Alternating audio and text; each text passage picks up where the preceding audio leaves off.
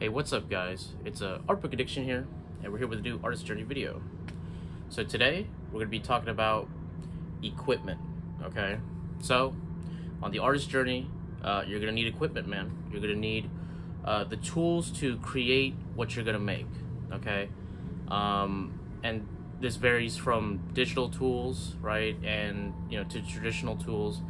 But either way, most of the time, the equipment is going to be pretty expensive, right?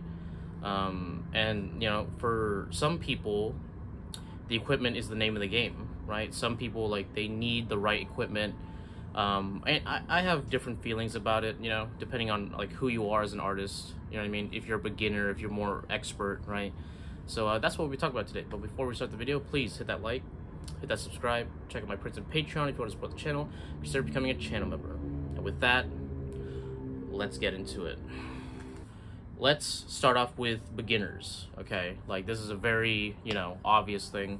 For those of you beginning in your artist journey, equipment is not that important, okay? Right? It's a lot of people start off and, they buy a bunch of stuff and then they're like, oh, I'm so prepared, and then they never really make anything. You know what I mean? Right? It's those people who are like, oh, I want to get into tennis or something, right? And then they buy all this equipment, they buy all the nice stuff, right? But at the end of the day, they don't play tennis at all, right? You want to avoid that kind of behavior, okay? You don't want to be a gearhead when it comes to that kind of stuff, right? Similarly, cameras, right? People buy all this camera stuff and they don't really end up, taking good photos, right? Equipment is a dangerous game, okay? An expensive game, you understand? So I recommend for beginning artists to start off very simply, okay? Most artists start off with a pencil, okay? Right? That's the beginning, right? Because pencils are very easily accessible. Paper is just making a mark. You get what I'm saying, right? So the barrier to entry is not that bad, okay? Those of you who are digital artists, a Wacom tablet, a Cintiq, is an expensive proposition, okay? However, something like a bamboo, like a Wacom bamboo tablet, probably $50, right? A much better starting point, and you could get a lot of mileage out of it, okay? So honestly, if you're just starting, I recommend that you actually choose the cheaper option. I recommend that you keep yourself held in, right? So that you don't get the confusion that buying better equipment will make better art, okay? That is often not the case. A master can use the shittiest equipment to make the best art, right? I had a teacher, right, who I had this charcoal, right? This was during school. I had a piece of charcoal that I was like, man, this is making such rough and crass lines, I found it to be very not as smooth as I wanted it to be, right? And then my teacher took the same piece of charcoal and without this is not me asking him or anything, he's just drawing me something, and he just made it soft like butter, right? And I was and that really showed me how much the equipment really doesn't matter, okay? Right? Not saying that good equipment doesn't matter, right? Of course we want good equipment, but I want to tell you guys that equipment, with many of different mediums like film, you know what I mean, music and all that stuff, equipment doesn't really matter. What matters is your intent. What matters is that you're chasing it, okay? Of course, right? And as you get better, as you improve, you want to upgrade, okay? And another thing is you want to treat your equipment correctly, okay? So if you're using charcoal, for example, all right, one of my teachers, a great quote that he made was, dull tools make dull art, right? Which just basically meant sharpen, okay, right? Sharpen your stuff, right? You know what I mean? And what you want to do, I think, when it comes to tools, right, is as you work, right, and you're producing stuff, you use the tools that you have, right? But then, as you progress, as maybe like you're like, okay, I have a charcoal pencil and I've used it up, and like, you know, I know it's good, I know I could use it, I'm very good at it, right? Now maybe it's time to experiment with a different brand. Okay, so you're like, okay, so you'll buy the same pencil so that you always have it, right? It's a good piece of equipment in your toolkit, right? And then you're like, okay, well, now I want to try this different brand and see if it's good, see if it's decent. Okay, and then what you do is you take that tool and you give it, you incorporate it. Okay, maybe small. Okay, or you could, like, if you find out it's good, you know, actually try to do something real with it. Okay, and then this is how you slowly add to your repertoire. Okay, without, you know, trying to buy all this stuff. It's because it's really expensive, man. Art supplies are just goddamn expensive. You know what I mean? Like, every time I go, like, I intend to spend like maybe $20, like $30, right? I was spending like $50 to $100, right? That's just the name of the game, man. Like, it's just, art supplies are very expensive. So you're inclined to, you know, be a little bit more frugal with it, be a little bit more cautious with it. Okay, and, like, you know, depending on the medium, it could be very expensive, right? Like, traditional will be expensive in like a long-term sense, right? It's just gonna, like, the more you progress, you're just gonna spend a good amount, but you're not gonna spend like a huge amount, right? Like with digital, you spend a big amount up front, but then you don't have to spend after that, right? It's like buying like a new PC. Okay, like if you get a Cintiq, right, that's gonna set you back maybe like a couple grand, right? But after that, then you don't really need to buy anything. Okay, you can use that tool for a while, right? Huge recommendation for you people is buying used. Okay, like a used Cintiq, you know, without without scratches or anything. Great piece of kit. Okay, like Wacom makes really good products. Okay, I'll give them that. You want to go within your means. Okay, and let's say, but if you're like super rich and stuff like that, I still would recommend that you don't go all out in buying stuff. Okay, you want to pace yourself to, like, you know, you want your equipment to fit your skill level. Okay, that's very important. Okay, you don't want to, because like the equipment game can be very addictive. Okay, there is like the phenomena of wanting to buy tools and then like, yeah, oh, I want to try this, oh, I want to try that, oh, I want to get this, and then you just end up spending a lot of money. And because you have so many tools, none of them are actually incorporated correctly. Okay, you get what I'm saying, right? None of the pieces of tool that you have the chance to really add to your piece, because you have so many now, right? You have so many options, and you're like, oh, maybe, you know, maybe I'll try this, that, or be like, you know, but you don't, like, you're not giving the piece of kit a real chance to incorporate itself into your process. You get what I'm saying? So, like, it's a like I said, it's a dangerous game. It's an expensive game. You know what I mean? So those of you who are, you know, like, not as, you know, you're a little bit poorer, right? You can't afford as many means, right? That's actually like kind of a good thing for you, right? I myself I'm a very thrifty artist. Okay, I don't like to spend a lot. You know what I mean? Like I'll end up spending a lot because of just the nature of the tools that I use, right? Like I use oil paints. Oils are very expensive. Big canvases, expensive, right? But not as expensive like as you might think, right? So there are different options, right? So like this canvas right here is way cheaper than buying a wood panel. Okay, wood panel is way more expensive, right?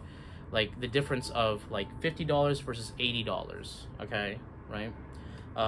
There are times when there are deals, right? And you want to take advantage of those deals. You get what I'm saying? To purchase what you can, you know what I mean? Purchase what you need, and maybe purchase something that you can experiment with, right? And, you know, again, develop that toolkit. Okay, remember, have what you have, right, that works. Okay, you know it works, you're really good with that kit, right? And you know you could produce some really great stuff with it. Okay, get one new thing, okay? Maybe two new things at max, okay? Try them out, okay? See how they work, feel them out, and give them a proper chance, okay? And if it's no good, forget it, okay? If you try something else and it's good, maybe you're like, okay, maybe I could add it, you know? But work, like, as you make more pieces, work it in, use it, feel it, you know? Do you like it? And then as you use it more, now it could have like a permanent place in your kit, right? You almost want to view it as like natural selection, right? So, for example, right, on my palette, okay, on my oil palette, I have colors that I experiment with, okay? I have my set of colors that are really good to me, always work. I could produce amazing things with them, right? And then I'm like, okay, now I want to try this one new color, okay? Maybe two, okay? That's max, okay? I try the color out, and if I end up using it a lot, okay, it will naturally stay on the palette, okay? Because I'll like, oh, I need that color, boom, right? If there's a color that I don't need, it will naturally fade away, right? Like it'll naturally like, well, I don't really use that color, so I'm just gonna, you know, it just kind of, you know, it just slides off the palette without even like you even noticing. So it's almost like a very natural process that you want to use, right? So let that be the way you guide yourself when it comes to equipment, okay? Let it naturally come and go, right? The tools that you like the most will naturally be used. If you find a tool that's new and useful, you will you'll naturally want to incorporate it more, right? And as you incorporate it more, it will naturally become a good piece of kit for your inventory. You get what I'm saying? And then another thing that I wanted to get to is brands, okay? So you want to identify good brands, okay? Brands that you like, okay? A good brand can really make you feel like you have a whole set of equipment that's good, because usually brands will make equipment that works with another, you know, piece of equipment that works with the same brand, right? And so like that could be an early way to experiment and get to know your just base equipment, you know what I mean? And just like you just follow that brand with other stuff if you like it, right? So brands are very important, right? For example, my oil, right? Oil paints. There are many different brands of oil paint, okay? And each one feels different, right? And there could be a good amount of difference, right, in the feel and how it works. And sometimes the same color, right, the literal same color will look different and feel different depending on the brand, okay? So good place to experiment, okay? So like maybe you're good with charcoal pencils, try a different brand of charcoal pencils. You'll feel an immediate difference, okay? That's the great thing about traditional media. There is a tactile feel, and each brand presents a different case for that, and it's very subtle, but you'll feel it. You'll understand what I'm saying, right? And another thing is size, okay, right? You want to vary up your size of material, okay, right? What does that mean? Brushes, okay? You want small brushes, you want medium brushes, and you want large brushes, okay, right? I guess charcoal, it doesn't really matter, you know what I mean? Because you have like the pencil, you have the charcoal compressed stick, right? And the stick can do pretty big movements, so you don't really need to worry about that. Some people incorporate brushes into their charcoal work, you know. I don't really do that, you know, because, you know, I like it rougher, you get what I'm saying? But the whole point is that you want to vary up your sizes so that it allows you to create like bigger shapes, smaller shapes, medium shapes, right? You want to have that variance in between, and the interplay between those different sizes can create very beautiful works, okay? So you want to have that. You don't want to just stay tiny, right? I've seen artists who just stay, like, all they have is tiny little things, right? And I've seen artists who just have big honking, you know what I mean? No, don't do that. Have a good variety, okay? Like, honestly, if you could only buy 3 brushes, buy a small one, medium, large, okay, right? And, you know, like I said, as you work, you want to incorporate more, you want to experiment, you want to try different things, right? But again, be very careful, okay? And when it comes to, so here's another aspect, right? Certain brands are more expensive, right? So usually it starts off with like, you know, like high school level brands, right? Student level, right? And then professional level, right? Equipment, you know what I'm saying, right? When it comes to like paints, oils, right? Watercolors, stuff like that. You get what I'm saying, right? So you don't want to jump to professional, okay?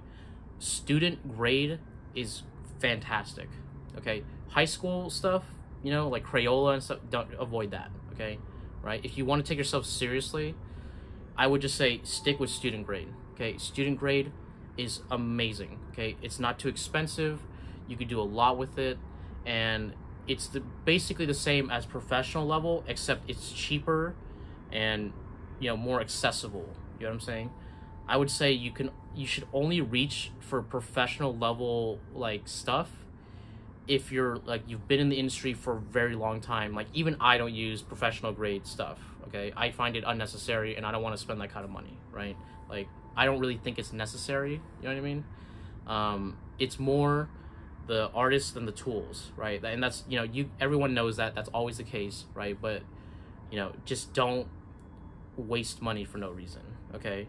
Right? If you're not skilled, professional grade is wasted on you. You get what I'm saying, right? But student grade is a great, like okay, so if there's like, you know, like high school level grade, right? You know what I mean? And then there's like high grade, right? Professional grade. Then student grade is this huge wide berth, right? Where like you could use this for a very long time. You could use this for like I'm sure there's professional artists who use student grade paints like their entire career. You know what I mean? That's just how good student grade is, right? So be okay with student grade, use it, right? Don't shoot for the professional stuff, right? You don't need it, right? There are obscure brands that produce stuff that like, you know, may help, right? You know, like that are like maybe like, for example, like there's like a turpentine, right? That is, or Gamsol, that's like odorless, right? That's good. Generally, you want to, sorry about the cops. Generally, the specialized equipment is unnecessary, right? Like, but maybe, you know, for you as a artist require like, you know, special circumstances, right? Like for example, like maybe the smell of oil or Gamsol, like you may have like an allergy to, right? So you might want to get the special equipment like lavender spike oil, right? There's many options for you. But in general, you don't want to get that specialized equipment. It's unnecessary and like usually very expensive, right? So you want to be careful with that. So that's a basic overview for equipment that you might want to try out, that you might want to incorporate into your work, right? But like I said, in general, you want to build, okay? You don't want to start off big. You don't want to end up buying all this unnecessary stuff, spending all this money, right? You want to gradually build your list of equipment like you build your skill, okay? Slowly, correctly, methodically, with a little bit of experimentation, right? To keep you going fresh, right? But yeah, I think with that, we could end the video here. Please, if you enjoyed the video, hit that like, hit that subscribe, check out my Prince and Patreon if you want to support the channel, consider becoming a channel member. Ring that bell for notification, all that bullshit. I'll catch you guys on the next one. Thanks a lot.